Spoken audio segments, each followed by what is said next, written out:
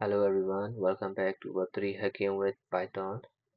My name is Tim Yue, also known as Yasser Ansari. So this is a course content about Web3 hacking. So before we start, we did discuss about the course content.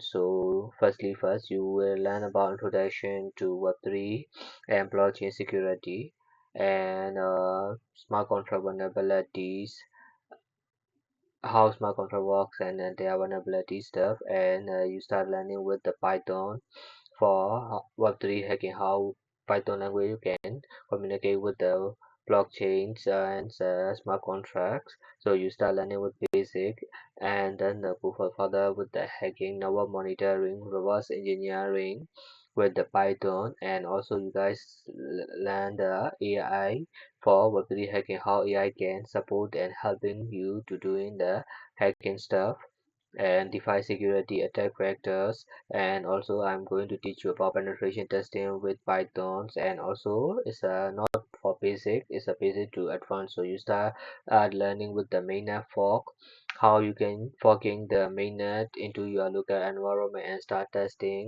uh, start testing then bug bounty stuff doing, and also using the advanced technique to finding the invariant fast testing.